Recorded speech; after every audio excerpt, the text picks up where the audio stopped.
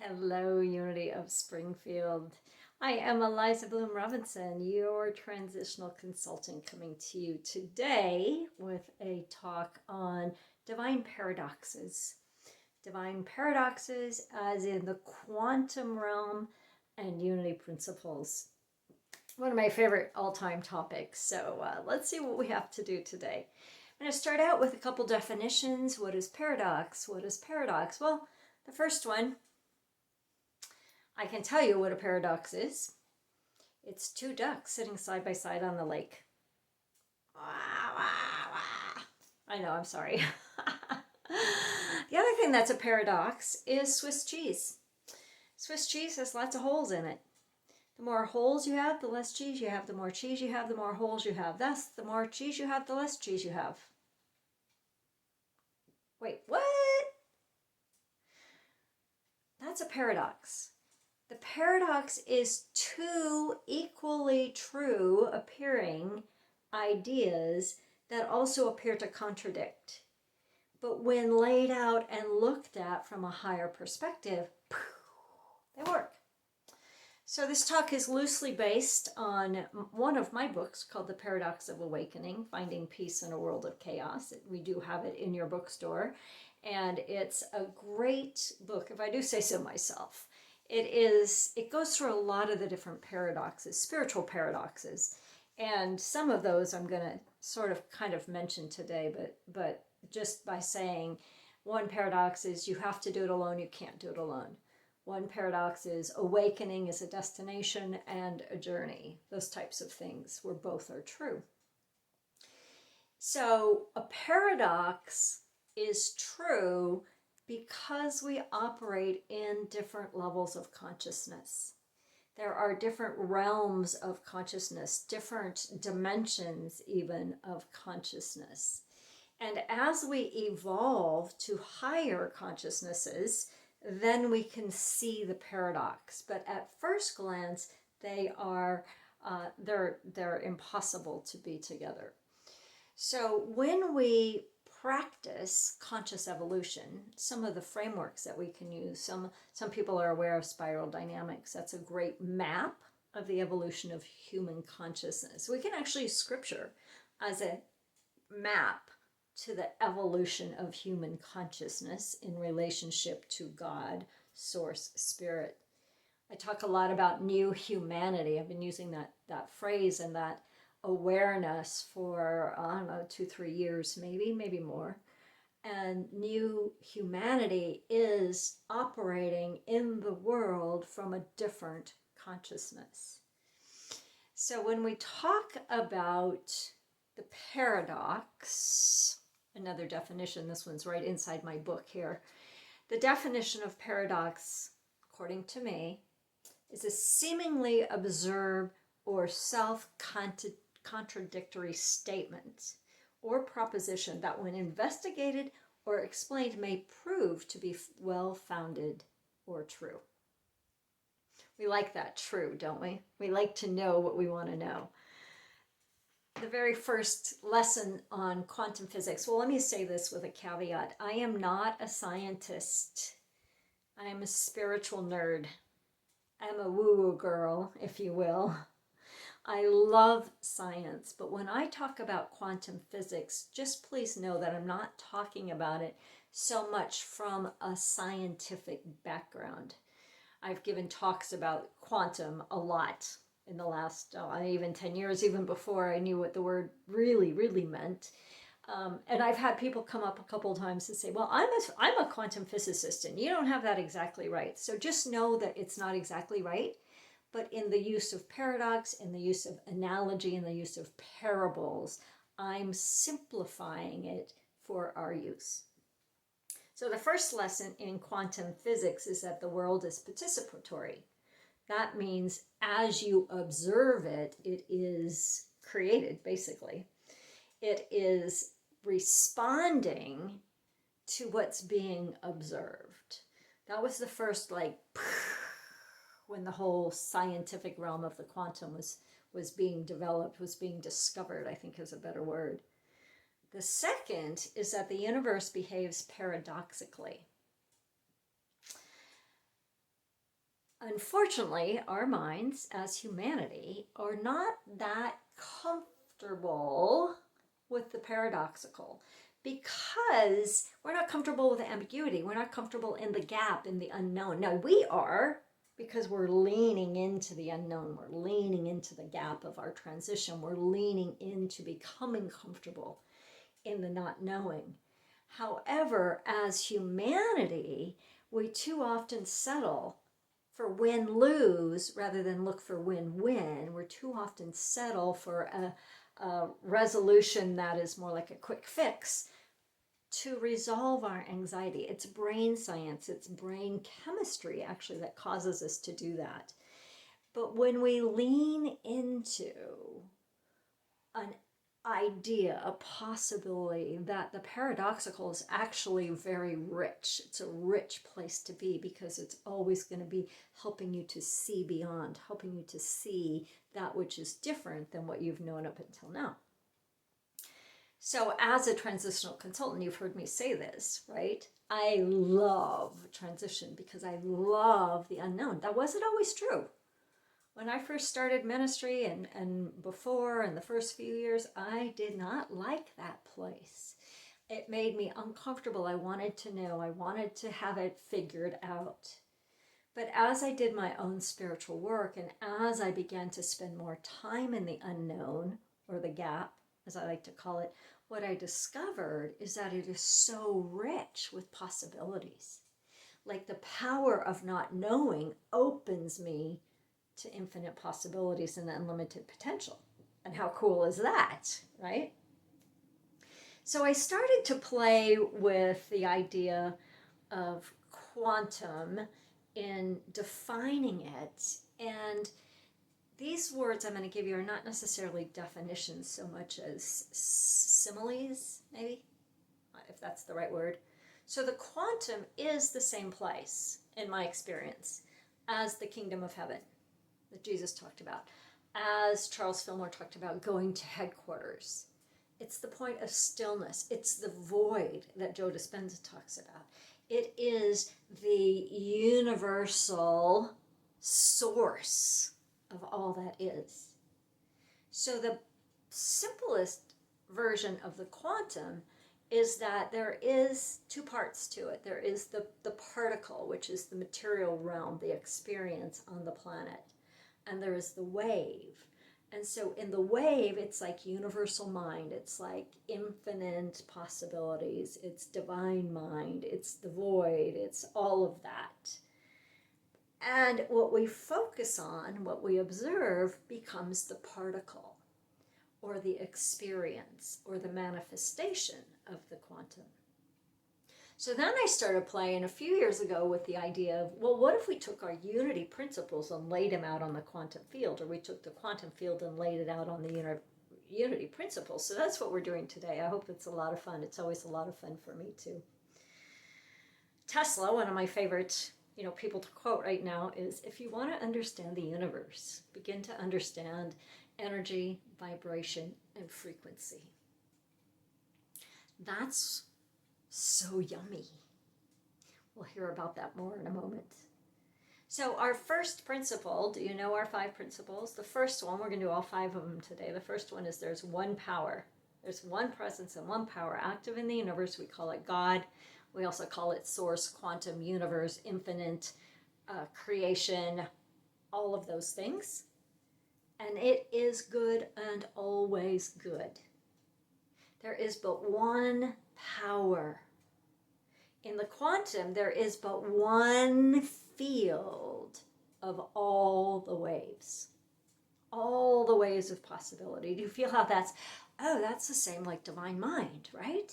It's like, starting to get it, starting to play in it, starting to land in it. The first verses of our Bible, it says, in the beginning when there was nothing. There was no particle.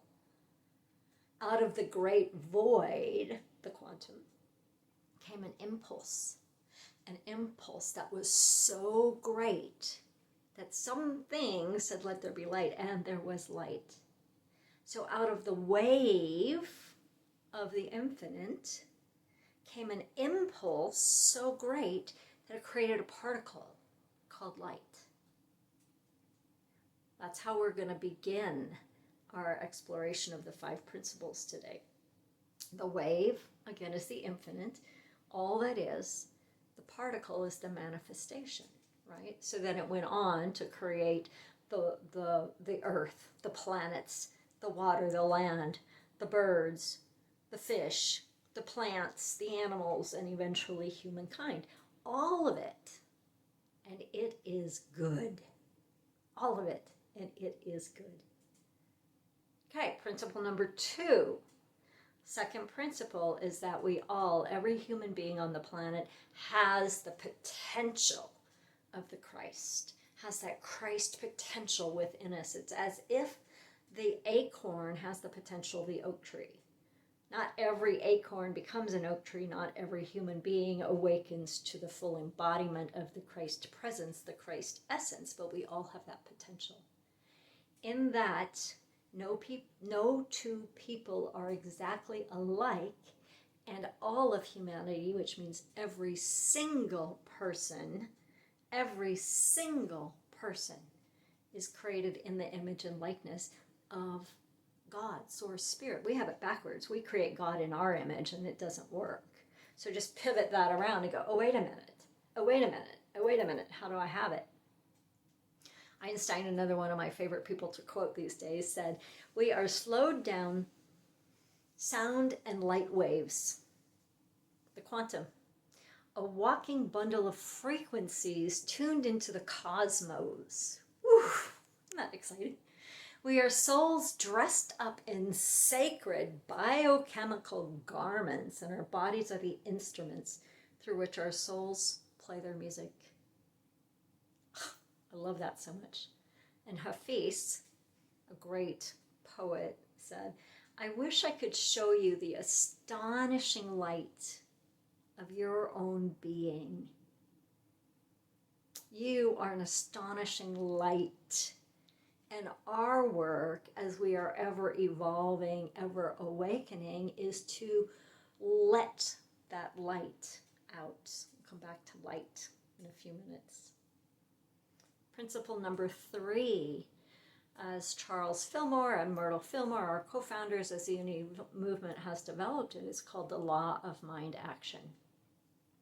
We all know this law. It's been publicized. It's been talked about. It's been created really tangible through the work of Abraham and the work of things like The Secret and that kind of thing.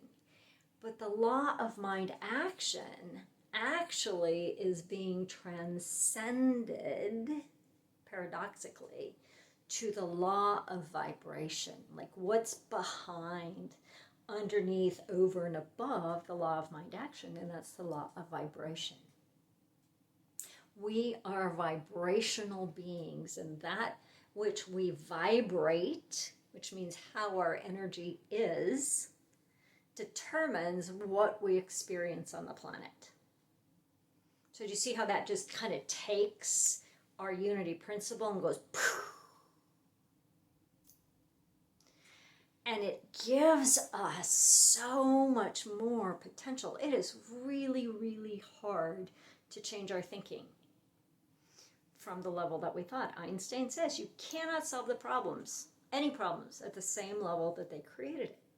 So what we try to do is we have a particle that says this is wrong or bad or an issue or challenge, and from the particle we try to change it. It doesn't work that well.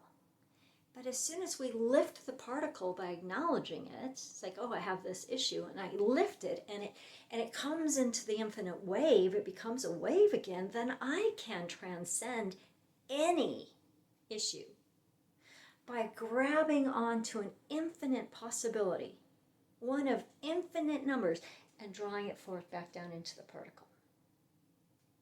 It's part of the reason we spend so much time in every time I'm with the board or the leadership or doing a congregational workshop, in landing in that vision. What does this place look like, feel like in 3 years' time? Because it gets us out of our minds, out of our thinking, out of our rational thought, to receive, like, of all the infinite possibilities for this ministry, what do we see? We don't dream it up with our brain. We allow it to show up. We allow it to land in the truth of us. Everything that we're dealing with on this planet right now can be solved from the quantum. None of it can be solved at the same level that created it, like racism and climate change and relational and health and wealth and all the things. None of that, nothing can be changed at the level in which it was created. But that's the good news, because it allows us to get out of our rational thought into a place of the infinite, into the place of the divine, into the place of actually being source of all we are. Charles Fillmore, our co-founder, wrote a book called Atom Smashing Power of the Mind. If you haven't read it, pick it up. He was so quantum in that book. It's not one of the most popular ones, and it's still sort of Charles Fillmore, a little hard to read sometimes, but the stuff in there is like, he was fascinated by the idea of the atom. Think about the time, right, when he was writing. The atom was like, scientists were first starting to talk about it. This tiny little particle of substance has enormous energy locked up in it. At times he thought of it as the very essence of our spiritual energy. Okay, think about that. Like down into our being, down into our body, down into our cells, down through the cells into the atom, and inside the atom lies the power of the universe, the spiritual power of the universe. Okay, break this up a little bit. I got a couple jokes. You know, I can't help it, right? So a doctor says, does your migraine happen at regular frequencies? And I respond, yeah, it really hurts. Frequencies are measured in hertz, H-E-R-T-Z. Okay, you got it. I tell bad jokes with such frequencies that it hurts. I can hear you groaning from here. At what frequency does laughter become painful? Giggle hurts. Ah! I know. Okay. Principle number 4. Affirmative prayer and meditation are how we access that which we call God.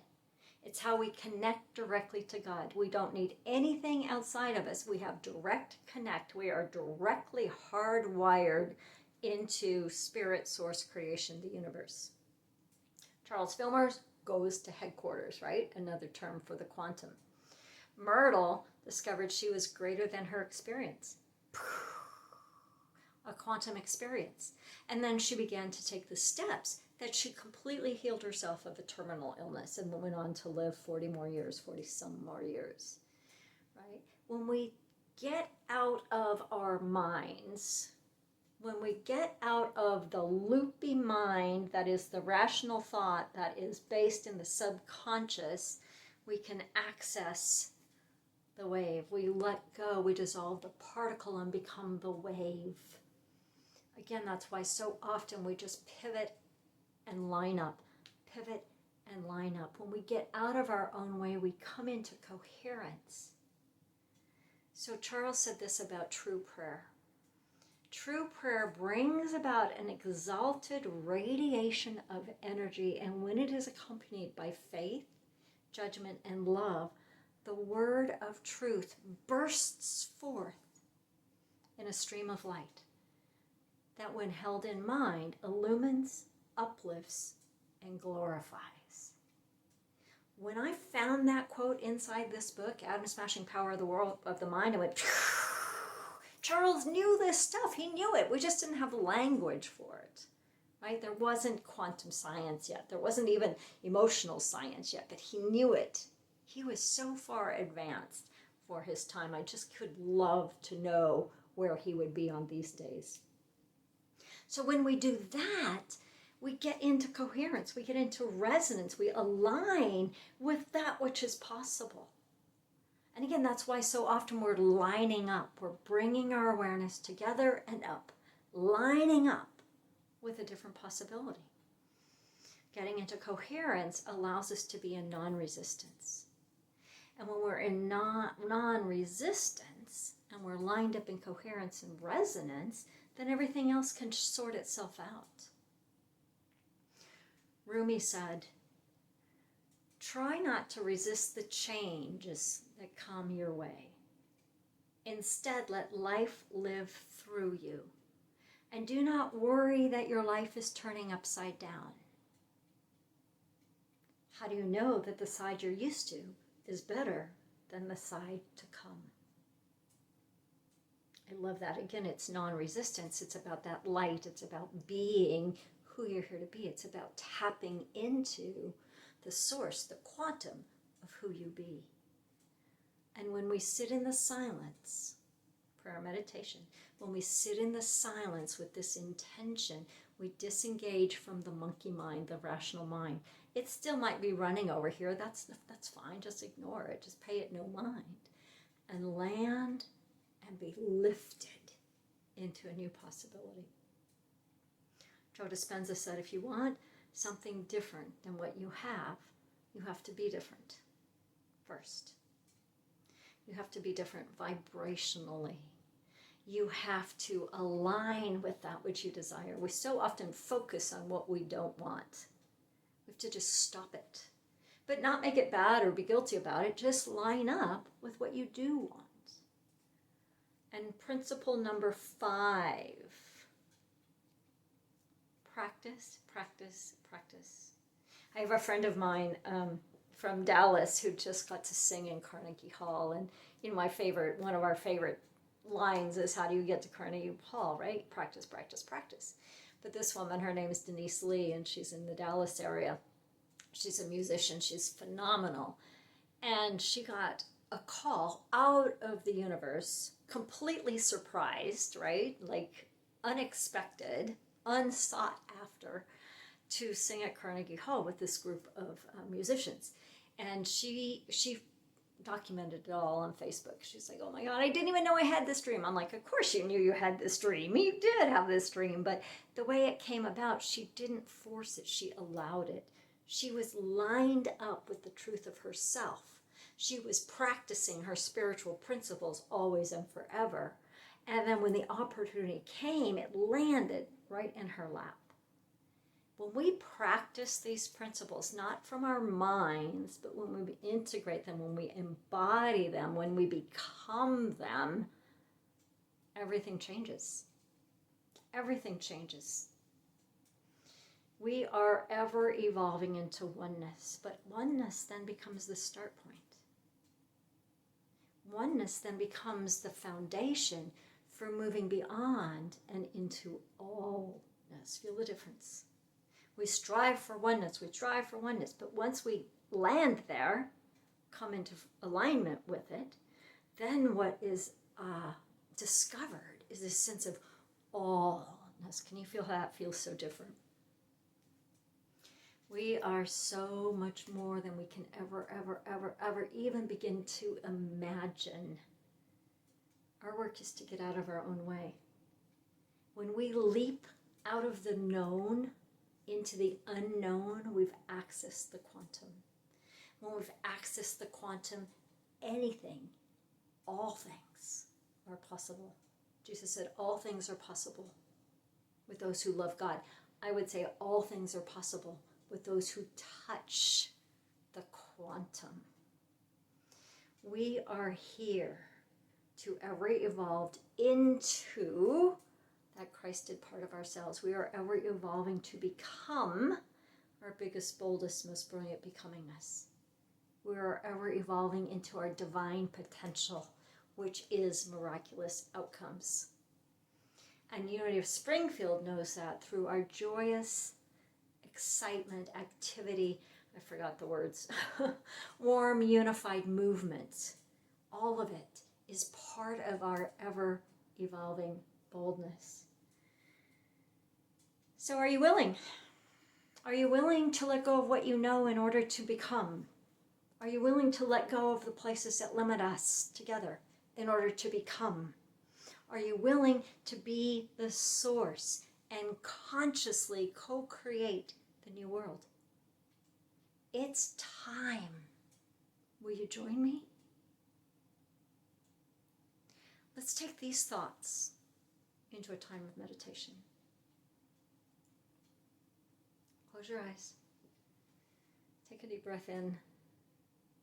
And notice what you notice. What's happening as you listen to this talk? What's happening in you? Where are you activated? Where are you pushed up against? Where are you in resonance? Just notice it. And then begin to bring your awareness down into your body. And from your body into that place of your deeper heart.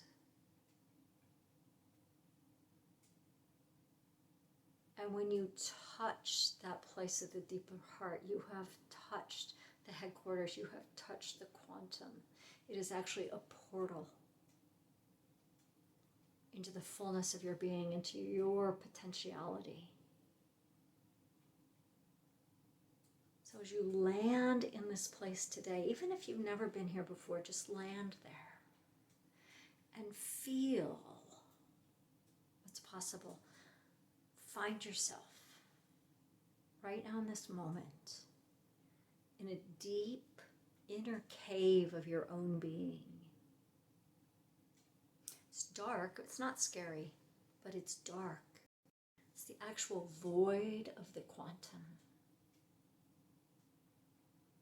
And in this void of the quantum, discover a light. It might be like the little tiny flame of a match.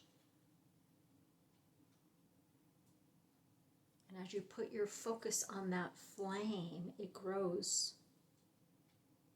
It becomes the flame of a candle. And as you put your awareness there, it expands and becomes the flame of a lantern.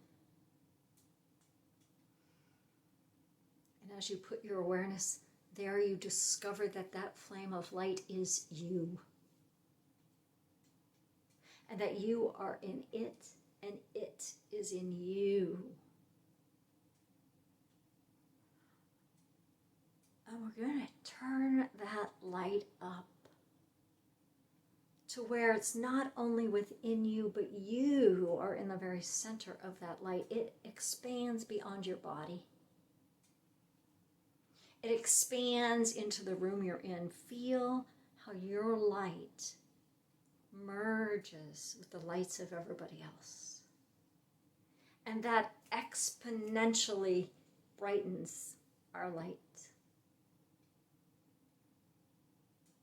Feel that light growing, expanding through our ministry, through our cities, through our country. And let that light expand so much that it encircles and enfolds our entire planet.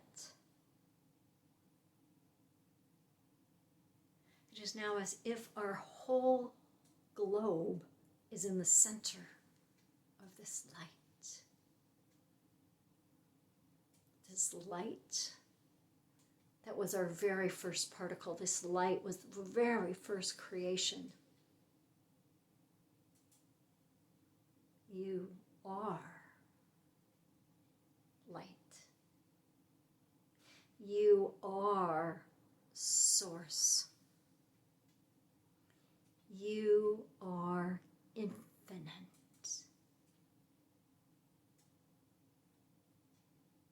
And feel how these truths lift you and expand you and fill you.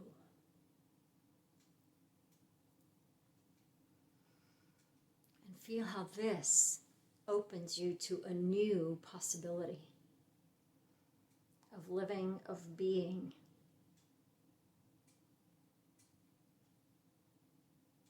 Say, I am light. I am light. I am the infinite wave of the quantum. cosmos. I am the infinite wave of the quantum cosmos. I am light. I am.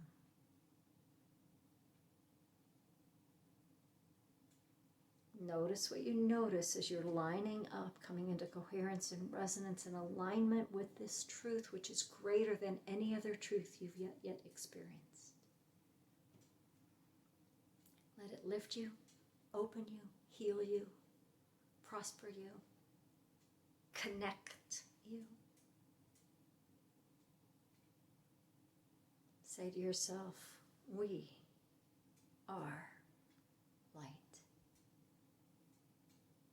We are quantum potential. We are divine potential in action.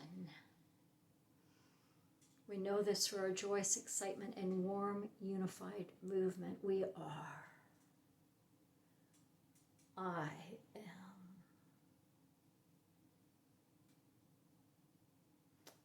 And so it is. Take a breath. Notice what you notice.